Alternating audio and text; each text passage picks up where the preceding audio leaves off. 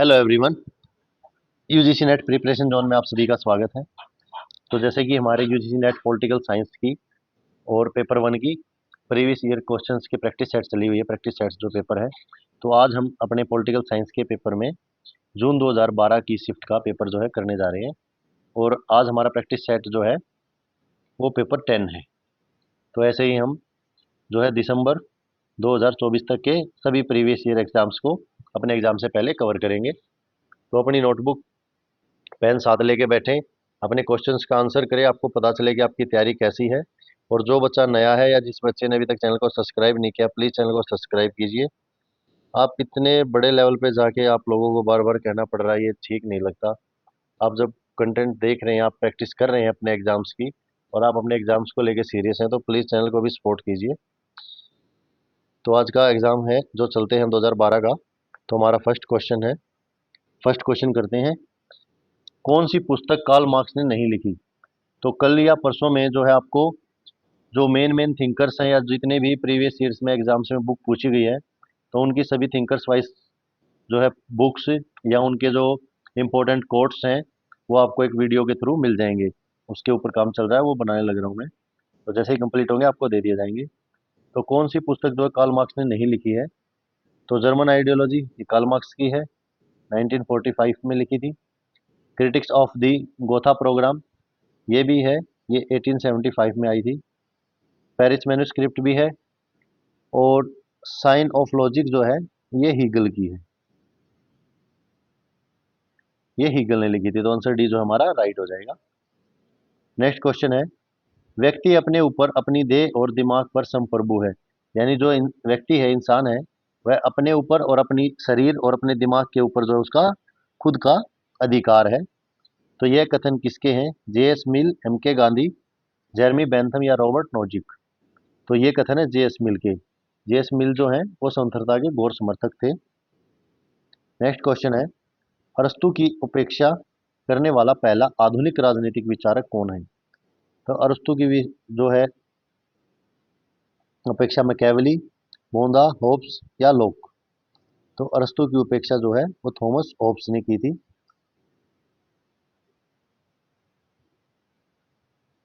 Next है। सूची एक को दो से मिलान करना है।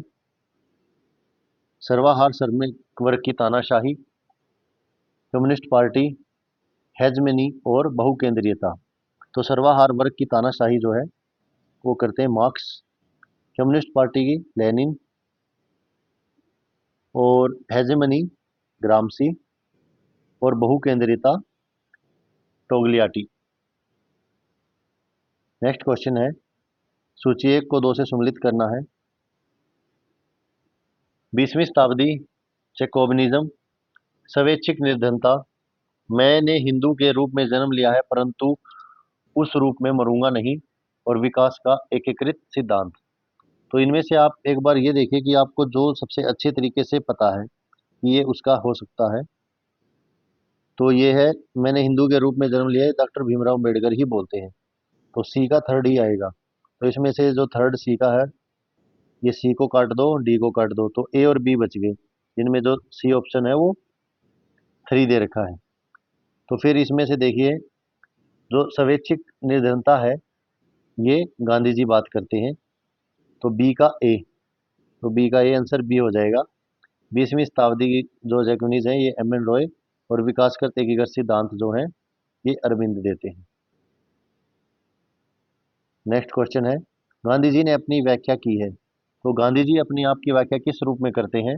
उदारवादी के रूप में, समाजवादी के रूप में, सामाजिक लोकतांत्रिक के रूप में, या दार्शनिक अराजकतावादी के रूप में? तो गांधी जी जो है बच्चों, वो अपनी व्याख्या करते हैं दार्शनिक अराजकतावादी के रूप में। नेक्स्ट है। परस्पर व्यापी मतैक्य के सिद्धांत की वकालत किसने की? तो परस्पर व्यापी मतैक्य के सिद्धांत की वकालत जो है बर्लिन, बैरी, नोजिक या रोल्स? तो वो की थी रोल्स ने। जो जो रोल जो रोल्स थे वो 20वीं शताब्दी के जो है उदारवादी विचारक थे। उसका तो कल अगर जहाँ तक पॉसिबिलिटी होगी आपको कल या परसों में ये भी प्रोवाइड करवाया जाएगा कि कौन सा जो थिंकर है वो किस थिंकिंग के ऊपर था, कि उदारवादी थे, दार्शनिक थे, लोकतंत्रवादी थे या तानाशाही थे। तो अभी देखिए कथन कारक आ गए हैं। तो अंबेडकर दबे वर्ग को अलग निर्वाचन वर्ग मानने के पक्षधर थे। यानी अंबेडकर जो थे वो जो डिप्रेस्ड क्लास थी या जो दबा रखी थी क्लासें, जो निम्न वर्ग को दबा रखा था, उनको एक अलग से वर्ग निर्वाचित करने या बनाने के जो है पक्ष में थे। तो ये बिल्कुल ठीक है। अम्बेडकर जो दबे कुचले दलित समाज जो है, जो डिप्रेस्ड क्लास थी, उन सभी को एक अलग से वर्ग देने के पक्ष में थे। ये तो ठीक है। वे गांधी से सहमत थे? नहीं, गांधी जी से सहमत नहीं थे, क्योंकि गांधी जी मानना था, गांधी जी उनसे अलग सोच से थे। तो गांधी जी चाहते थे कि जो सवर्ण हिंदू हैं उनके हृदय को परिवर्तित किया जाए, यानी बदला जाए, और जो छुआछात जैसी प्रथाएं हैं उनको मिटाया जाए। यानी कि उनका, भाई उनकी थिंकिंग को कैसे बदल सकते हैं? अम्बेडकर कहते थे कि एकदम से आप सबकी थिंकिंग को नहीं बदल सकते, इससे बेटर है कि आप उनको एक अलग क्लास, एक अलग वर्ग में डिवाइड कर दे। लेकिन गांधी जी इस बात से अलग थे, तो अम्बेडकर उनसे सहमत नहीं थे। तो आंसर सी जो है राइट हो जाएगा। नेक्स्ट क्वेश्चन है, निम्नांकित में से किसने सामान्य व्यवस्था सिद्धांत की अवधारणा को है जो सर्वप्रथम विकसित किया था? तो लुडविंग वान बालानफी, कॉलिन चेरी, रॉबर्ट के मार्टन या टालकोट पार्सन्स।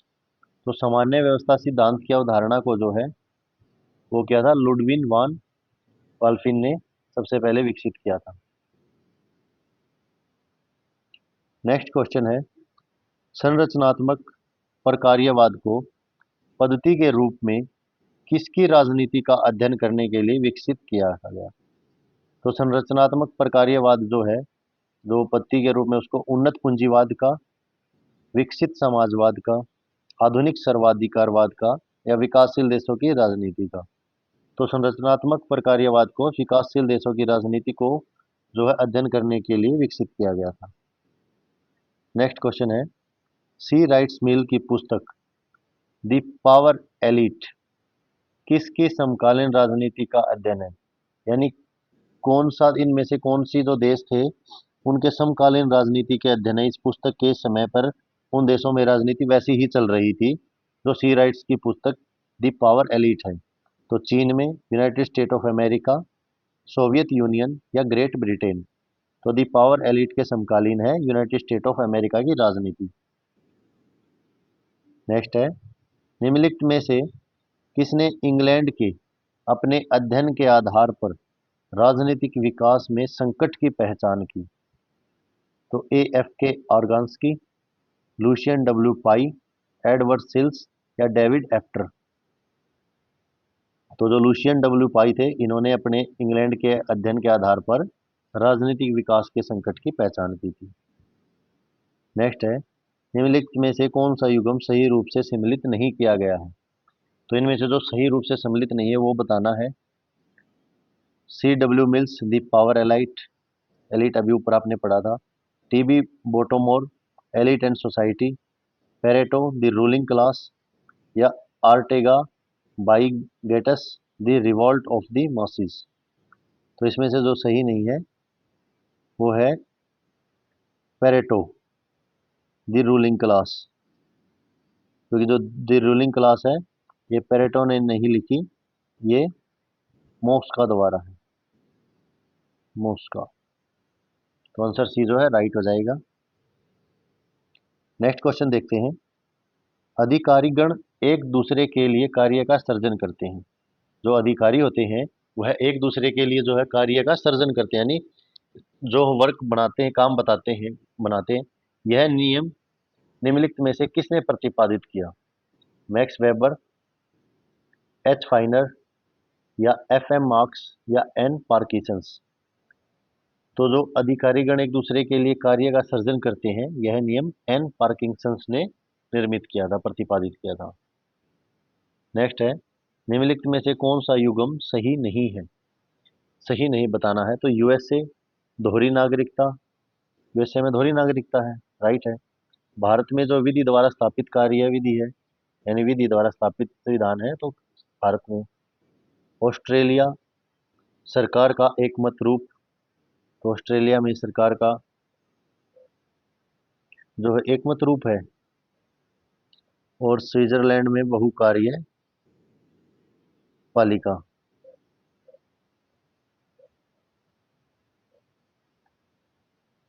तो जो स्विट्जरलैंड में बहुकार्य पालिका ठीक है, लेकिन ऑस्ट्रेलिया में सरकार का एकमत रूप नहीं है। आंसर सी राइट हो जाएगा। और इसमें क्या है, ऑस्ट्रेलिया में जो है संघात्मक रूप है, संघ के उसमें कार्य करते हैं, संघात्मक रूप है। नेक्स्ट है, मिचेल्स का अल्पतंत्र का लौह नियम, अल्पतंत्र का लौह नियम किसके अध्ययन के आधार पर सर्जित किया गया है? तो जर्मन सोशल डेमोक्रेटिक पार्टी के, ब्रिटिश लेबर पार्टी के, या Democratic Party of the USA, या Communist Party of the Soviet Union. तो जो मिचेल्स के का जो अल्पतंत्र का लौह नियम था, ये किया गया है जर्मन सोशल डेमोक्रेटिक पार्टी के अध्ययन पर। नेक्स्ट क्वेश्चन है, मॉन्टेस्क्यू का सत्ता की पृथकता का सिद्धांत मुख्य रूप से किस पर बल देता है? तो जवाबदेहिता पर, पारदर्शिता पर, कुशलता पर, या स्वतंत्रता पर। तो जो शक्ति पृथक्करण का सिद्धांत की व्याख्या करते हैं वो फ्रांसीसी मॉन्टेस्क्यू करते हैं, और उन्हीं के सिद्धांत के आधार पर जो सत्ता का पृथक्करण का सिद्धांत देते हैं वो स्वतंत्रता पर बल देते हैं। और इसी के आधार पर जो आप देख सकते हैं यूएसए का संविधान है कि आपको फ्रीडम है। नेक्स्ट है, नीचे निर्देश दिए गए हैं, कथन कारक हैं। राष्ट्रपति शासन केवल संयुक्त राज्य अमेरिका में सफल है। तो राष्ट्रपति शासन केवल संयुक्त राज्य अमेरिका में सफल है, क्यों? क्योंकि संयुक्त राज्य अमेरिका एकमात्र ऐसा राज्य है जहां लघु विरोधाभास राष्ट्रपति व्यवस्था की सफलता को सुनिश्चित करती है। जो लघु विरोधाभास है वो राष्ट्रपति व्यवस्था की सफलता को सुनिश्चित करती है। तो ये दोनों ही बातें ठीक है, आंसर ए राइट हो जाएगी। नेक्स्ट है, नौकरशाही शब्द का सर्वप्रथम किसने रचना की? तो नौकरशाही शब्द की जो सर्वप्रथम रचना थी वो Max Weber, Alexander Pope, M Crozier, या विसेंट द गुरने ने की। तो जो नौकरशाही थी उस शब्द की सबसे पहले रचना जो थी वो की थी विसेंट द गुरने ने, जो कि अगर आप इसका इंग्लिश में जो अर्थ देखेंगे वो है ब्यूरोक्रेसी, ब्यूरोक्रेसी, ब्यूरोक्रेसी। जो इसका मतलब होता है कि विभाग से या विभागीय उपसंभाग। और इसका व्यवस्थित अध्ययन जो है, नौकरशाही का व्यवस्थित अध्ययन जो है वो मैक्स वेबर करते हैं। नेक्स्ट है, समाजों के बारे में रिक्स के परिप्रेक्ष्य के संबंध में निम्नांकित कथनों में से कौन सा सही नहीं है? एकीकृत समाज पारंपरिक है, विकसित समाज विवर्तनीय समाज है, विवर्तनीय समाजों में आरोप्य मूल्य पाए जाते हैं, या पारंपरिक समाजों में आरोप्य मूल्य होते हैं। तो समाज के बारे में रिक्स के जो है संबंध जो सही नहीं है इनमें से, तो वो है विवर्तनीय समाजों के आरोप्य मूल्य पाए जाते हैं, ये जो ठीक नहीं है कथन। नेक्स्ट है, संचार के अनौपचारिक चैनलों को निम्नलिखित नाम से भी जाना जाता है। तो संचार के जो अनौपचारिक चैनल हैं वो feedback, grape vine, loop vine, या नर्वल लाइन। तो उसको आप ग्रेप वाइन के रूप में जानते हैं। नेक्स्ट है, रजनी कोठारी की पॉलिटिक्स इन इंडिया नामक पुस्तक किस पद्धति पर आधार पर लिखी गई है? तो संरचनात्मक प्रकार्यवाद, मानकीय सिद्धांत, मार्क्सवाद, या उपयोगितावाद। तो पॉलिटिक्स इन इंडिया जो रजनी कोठारी की बुक वो है संरचनात्मक प्रकार्यवाद पर लिखी गई है। और ये कब लिखी गई थी पॉलिटिक्स इन इंडिया? 1970 में। नेक्स्ट क्वेश्चन है, हिंदुस्तान रिपब्लिक एसोसिएशन के साथ निम्नलिखित में से कौन सा संबंधित नहीं है? तो चंद्रशेखर आजाद, जोगेंद्र चंद्र चटर्जी, अरविंदो घोष या भगत सिंह। तो हिंदुस्तान रिपब्लिक एसोसिएशन से जो है वो अरविंदो घोष संबंधित नहीं है। और ये हिंदुस्तान रिपब्लिक एसोसिएशन है, ये 1928 में बनी थी, 1928। और जो है चंद्रशेखर जोगेंद्र चंद्र चटर्जी और भगत सिंह जो है इसके संबंधित थे।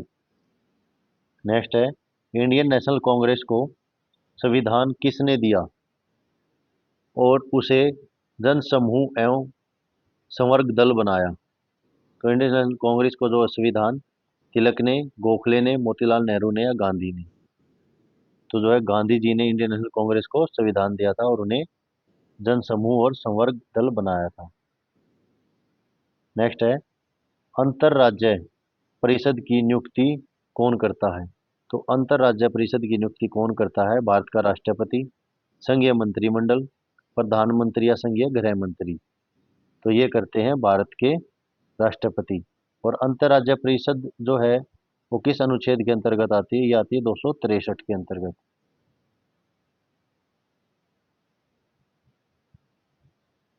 और जो पहली बार अंतरराज्य परिषद की स्थापना हुई थी वो कब हुई थी, 1990 में। नेक्स्ट क्वेश्चन है, वो राज्य बताइए जिसकी राजकीय विधानसभाएं राज्य की राजधानी को छोड़कर अन्य स्थान पर भी बैठक करती हैं। यानी कि राज्य की राजधानी को छोड़कर अन्य स्थान पर भी बैठक करती हैं विधानसभाएं। तो जम्मू और प्रदेश, मध्य प्रदेश और कर्नाटक, महाराष्ट्र और आंध्र प्रदेश, और जम्मू कश्मीर और महाराष्ट्र। तो जो जम्मू कश्मीर और महाराष्ट्र है इनकी राज्य की विधानसभाएं जो है राज्य की राजधानी को छोड़कर अन्य स्थान पर भी बैठक करती हैं। नेक्स्ट है, भारतीय संविधान का कौन सा संशोधन मंत्रियों की संख्या को सीमित करता है। तो 73वां, 87वां, 86वां या 91वां। तो जो 91वां संशोधन है उसके अनुसार जो है केंद्रीय मंत्रिपरिषद को संशोधित किया जा सकता है, यानी उसको बढ़ाया जा सकता है। उसमें अधिकतम संख्या जो है लोकसभा की 15% है और इससे ज़्यादा नहीं होगी। नेक्स्ट है, निम्नलिखित में से कौन सी समिति भारत में पंचायती राज से संबंधित नहीं है। तो कौन सी समिति है, सादिक अली समिति, दिनेश गोस्वामी समिति, या ML सिंगवानी समिति, या PK थुंगन समिति। तो जो पंचायती राज संबंधित समिति है जो है वो दिनेश गोस्वामी समिति नहीं है, बाकी सारी हैं। और जो ये दिनेश गोस्वामी समिति थी ये थी चुनाव सुधार से, चुनाव सुधार समिति की। नेक्स्ट है, भारत में निम्नलिखित उप प्रधानमंत्रियों के नियुक्ति होने पर सही क्रम अनुक्रम बताइए। कल आपको या परसों में 2 या 3 दिन के अंदर प्रधानमंत्री, उप प्रधानमंत्री, स्पीकर ये सभी आपको मिल जाएंगे। तो भारत के निम्नलिखित उप प्रधानमंत्रियों, बाकी लिखना आप लोगों को चाहिए, अपने नोट्स अपने हैंडमेड बनाने चाहिए। तो वीडियो से भी बना लीजिएगा ताकि आपको याद रहे, और ये जरूर याद रखिएगा आप लोग। तो उप प्रधानमंत्रियों के जो क्रम हैं वो किस प्रकार हैं। तो सरदार वल्लभ भाई पटेल जो हैं ये सभी 90s से हैं, 1947 से 50। चौधरी देवीलाल जो हैं ये आते हैं 1989 से 90। चौधरी चरण सिंह जो हैं ये आते हैं 79 जुलाई से अक्टूबर 79 तक ही। फिर आते हैं मोरारजी देसाई। तो मोरारजी देसाई आते हैं 67 से 69। तो आंसर जो है हमारा डी राइट हो जाएगा। बाकी आप लोग इनके ईयर जरूर नोट कर लें। नेक्स्ट क्वेश्चन है, भारत की संविधान सभा के अंदर निम्नांकित में से कौन अल्पतंत्र समूह था। तो अल्पतंत्र समूह कौन था, नेहरू, पटेल, प्रसाद, आजाद, अंबेडकर, BN राव, KM मुंशी, या नेहरू, पटेल, आज़ाद, मुंशी अम्बेडकर, कृष्णामचारी, पाणिकर, नेहरू, पटेल। तो भारत की संविधान सभा में अल्पतंत्र समूह जो थे, जिसमें स्वतंत्रता सेनानी शामिल थे, तो वो थे नेहरू, पटेल, प्रसाद और आज़ाद। नेक्स्ट है, भारतीय अर्थव्यवस्था को बैलगाड़ी पूंजीवाद, जो बैलगाड़ी पूंजीवाद है, के रूप में किसने परिभाषित किया? तो रजनी कोठारी, अतुल कोहली, ग्रानविल आइंस्टीन या लॉयड एवं सुजेन रुडोल्फ। तो जो लॉयड एंड सुजेन रुडोल्फ है, इन्होंने भारतीय अर्थव्यवस्था को जो है बैलगाड़ी पूंजीवाद के रूप में परिभाषित किया है। नेक्स्ट जो है, लोक लेखा समिति के सदस्य बताने हैं। तो लोक लेखा समिति के सदस्य लोकसभा में कितने, राज्यसभा में कितने और टोटल कितने हैं? तो लोक लेखा समिति के सदस्य हैं, वे 15 तो लोकसभा में और 7 राज्यसभा में और टोटल 22 सदस्य होते हैं। और इस समिति का अध्यक्ष जो है वो विपक्ष का नेता होता है। नेक्स्ट है, संविधान का कौन सा अनुच्छेद संसद को अखिल भारतीय सेवाओं की स्थापना की शक्ति प्रदान करता है? यानी कि संसद को अखिल भारतीय सेवाओं की शक्ति प्रदान करता है। तो अनुच्छेद 300, अनुच्छेद 320, अनुच्छेद 312 या अनुच्छेद 410। तो जो अनुच्छेद 312 है, वो संविधान को अखिल भारतीय सेवाओं की स्थापना की शक्ति प्रदान करता है। यह शक्ति जो है राज्यसभा को प्राप्त है, लोकसभा को नहीं है, राज्यसभा को। राज्यसभा को शक्ति प्रदान है, लोकसभा को नहीं है।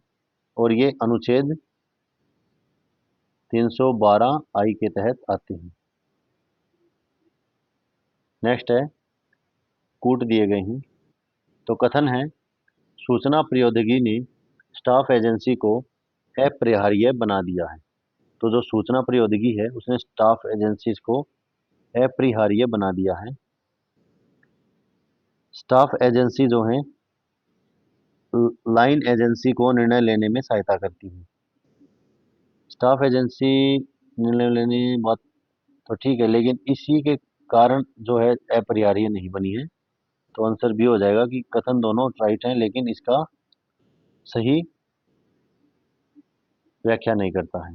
राष्ट्रीय, राज्य एवं स्थानीय सरकार की कार्यकारी शाखाओं की गतिविधियों के रूप में लोक प्रशासन की व्याख्या किसने की? तो राष्ट्रीय, राज्य और स्थानीय सरकार की, तो Martin marks, Luther Gulik, हार्बर्ट A Simon या मार्शल ई डिमार्क। तो ये की है हार्बर्ट ए साइमन ने, जो राष्ट्रीय, राज्य और स्थानीय सरकार की कार्यकारी शाखाओं की गतिविधियों की लोक प्रशासन के रूप में व्याख्या। फिर है, नियंत्रण के क्षेत्र में को निम्नलिखित नाम से भी जाना जाता है। तो नियंत्रण के क्षेत्र को किस नाम से जानते हैं? दी रिपेयर बॉक्स, दी गैंग बॉक्स या मिलिट्री टाइप ऑफ फॉरमैन या बिजनेस फ्रंटलाइन। तो नियंत्रण के क्षेत्र को जानते हैं मिलिट्री टाइप ऑफ फॉरमैन।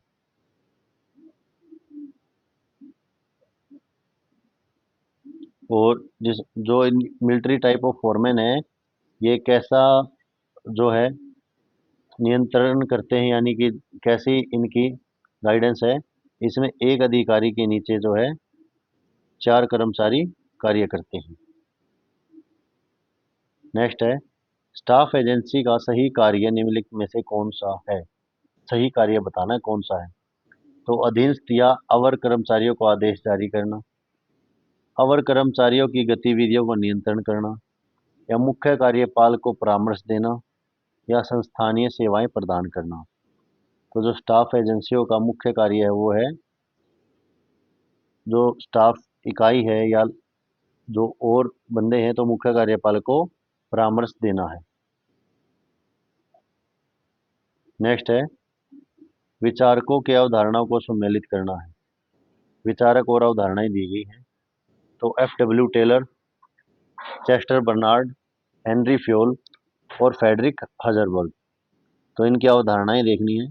तो F.W. टेलर जो है वो है प्रोत्साहन प्रणाली से, चेस्टर बर्नार्ड जो देते हैं वो स्वीकृति क्षेत्र का क्षेत्र, और हेनरी फ्योल बात करते हैं श्रेणी की, और फेडरिक हजरबर्ग बात करते हैं असंतोषकारी की। नेक्स्ट क्वेश्चन है, किसने कहा कि बजट कीमत की नथियों के साथ लक्ष्यों का क्रम है? जो बजट है, बजट कीमत की नथियों के साथ लक्ष्यों का क्रम है। तो विल्डॉस्की, वालपोल, बर्ट्रमेक क्रॉस या एलन सिक? तो जो विल्डॉस्की हैं वो कहते हैं। नेक्स्ट है, निर्देशन कथन कारक दिए गए हैं, कथन को पढ़िए। कथन है, आतंकवाद पर युद्ध की घोषणा करते हुए अमेरिका ने बलपूर्वक कहा कि जो राज्य अमेरिका के साथ नहीं है वह इसके विरोध में है। यानी कि जो आतंकवाद के खिलाफ अमेरिका घोषणा करता है और कहता है कि जो अमेरिका के साथ नहीं है इस वक्त, यानी आतंकवाद के खिलाफ नहीं है, वह इसके विरोध में है, यानी कि वो इसका विरोध करता है कि हम आतंकवाद को खत्म करने के लिए घोषणा कर रहे हैं। कारण है कि आतंकवाद पर युद्ध की स्थिति में अमेरिका ने राज्य को तटस्थ रहने की स्वतंत्रता नहीं दिया।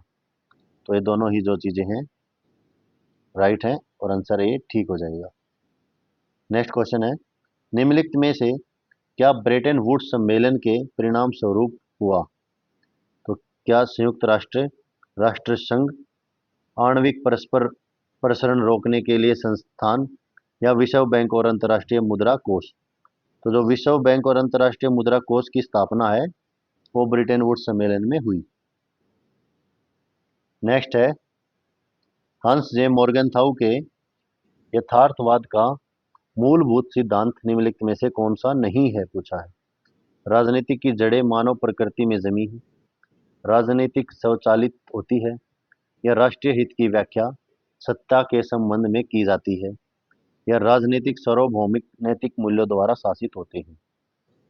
तो जो हंस जे मॉर्गनथाउ यथार्थवाद का सिद्धांत देते हैं उसमें कहते हैं कि नहीं कहते हैं राजनीतिक सार्वभौमिक नैतिक मूल्यों द्वारा शासित होती है, ये कथन नहीं कहते हैं।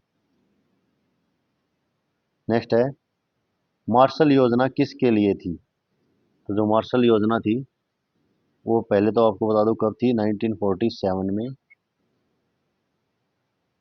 तो तृतीय विश्व की अवधारणाएं निर्मित करना, पश्चिमी यूरोपियन अर्थव्यवस्था को पुनर्निर्मित करना, उत्तर अमेरिकन देशों की अर्थव्यवस्थाओं को पुनर्निर्माण करना, या अफ्रीका देशों की अर्थव्यवस्थाओं का निर्माण करना? तो ये थी पश्चिमी यूरोपियन अर्थव्यवस्था को पुनर्निर्मित करना। जो युद्ध पीड़ित देश थे यूरोप की, जो सामाजिक आर्थिक थी उसको सहायता देना था, पुनर्निर्माण करवाना था उसका। फिर है, संयुक्त राष्ट्र सुरक्षा परिषद के रूस को स्थायी सदस्यता उसकी किस योग्यता के आधार पर दी गई?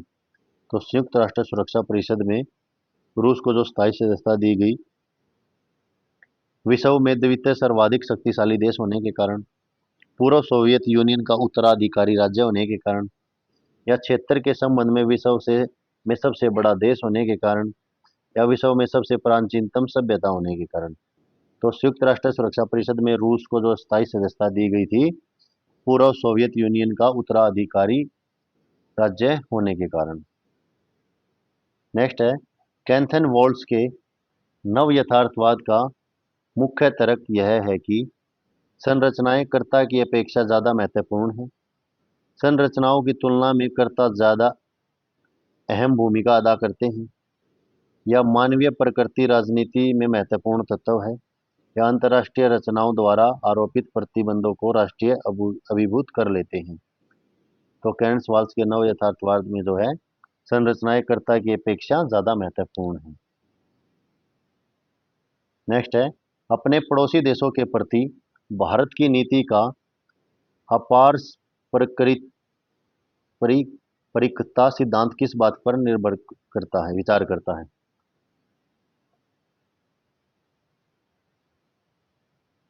तो जो भारत की पड़ोसी देशों से अपार सपरिकता सिद्धांत है वो पड़ोसी देशों के प्रति नकायवाद की योजना, पड़ोसी देशों के साथ पारस्परिकता के बिना संबंधों को सुधारने में प्रयत्न, या दक्षिण एशियाई संदर्भ में गुटनिरपेक्ष नीति का रुख, या पड़ोसी देशों को अनुशासित करना।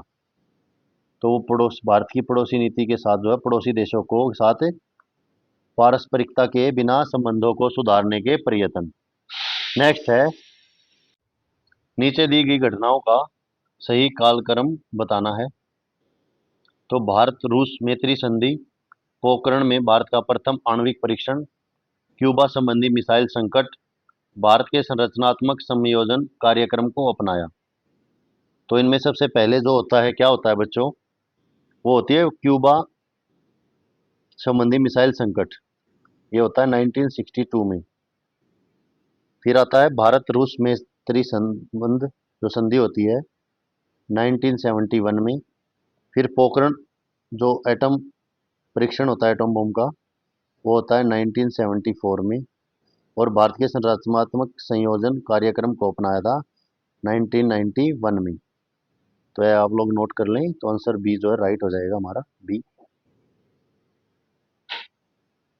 नेक्स्ट है, अभिकथन दिया गया है, विश्व व्यापार संगठन WTO पैरवी करता है कि मुक्त व्यापार सबके लिए श्रमदक्षता लाता है, इसलिए इसे बढ़ावा देना चाहिए। ठीक बात है। तो जो विश्व व्यापार संगठन WTO है, वो पैरवी करता है इस बात की, जो मुक्त व्यापार है वो सबको एक समानता ले आता है, समृद्धता ले आता है, समृद्धि करता है। कारण क्या देता है कि जो व्यापार की प्रणाली के जरिए देशों का वैश्विक अर्थव्यवस्था के साथ एकीकरण उन्हें वस्तुओं का बाहर निर्यात करने तथा अपनी जरूरत की वस्तुओं का आयात करने में सहायता करता है। तो ठीक बात है दोनों, और व्याख्या भी ठीक है। आंसर ए जो है राइट हो जाएगा। नेक्स्ट क्वेश्चन है, सन 2007 में नई दिल्ली में आयोजित 14वां सार्क शिखर सम्मेलन ने किस पर जोर दिया? तो किस पर जोर दिया? अंतर क्षेत्रीय संयोजन सुधारना, सार्क के अंदर द्विपक्षीयता के प्रति वचनबद्धता, अन्य क्षेत्रीय संगठनों के साथ सार्क को जोड़ना, या सार्क की सदस्यता को नहीं बढ़ाना। तो किस बात पर जो है जोर दिया था इन्होंने? तो जो 14वां शिखर सम्मेलन हुआ था 2007 में नई दिल्ली में, तो इस सम्मेलन में जो है अंतर क्षेत्रीय संयोजन सुधारने पर जोर दिया गया था। जो है इसके अंतर्गत जो है अफगानिस्तान को सहायता प्रदान की गई थी।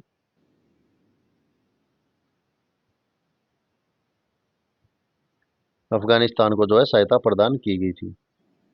लास्ट क्वेश्चन देखते हैं, संयुक्त राष्ट्र की सामूहिक सुरक्षा व्यवस्था निम्नलिखित में से किसके सिद्धांत पर आधारित है?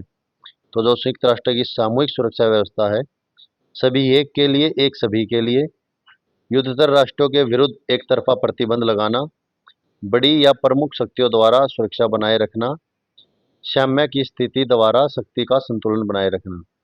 तो जो संयुक्त राष्ट्र की सामूहिक सुरक्षा व्यवस्था है, वो कहती है कि सब एक के लिए और एक सभी के लिए, कि अगर एक राष्ट्र पर युद्ध होता है और बाकी राष्ट्र उसके समर्थन में आएंगे, चाहे उनके ऊपर युद्ध हो रहा हो तो नहीं हो रहा हो चाहिए, तो ये ऐसी जो सुरक्षा सामूहिक सुरक्षा व्यवस्था है, ये संयुक्त राष्ट्र द्वारा प्रदान की जाती है। तो आज के लिए इतना ही, कल फिर देखते हैं 2012 दिसंबर का पेपर। तब तक के लिए आप लोग अपनी तैयारी अच्छे से कंप्लीट करते रहें, और जिस बच्चे ने अभी तक चैनल को सब्सक्राइब नहीं किया, प्लीज़ चैनल को सब्सक्राइब करें, वीडियो को लाइक शेयर करें और कमेंट करके ज़रूर बताएं कि क्लास कैसी है। कम से कम जितने आप व्यूज़ दे रहे हैं उतने सब्सक्राइब भी करें चैनल को। और एक चीज़, जो हम थिंकर और राइटर और जो बुक्स लिख रहे हैं या कोट्स लिख रहे हैं, वो हिंदी में डालें या इंग्लिश में, प्लीज़ एक बार कमेंट में ज़रूर बताएं। फिर वो फाइनल होने के बाद थोड़ा दिक्कत आएगी उसको कन्वर्ट करने में, तो कल आपको वो कल या परसों में आपको मिल जाएंगे। तो आज के लिए इतना ही, थैंक यू।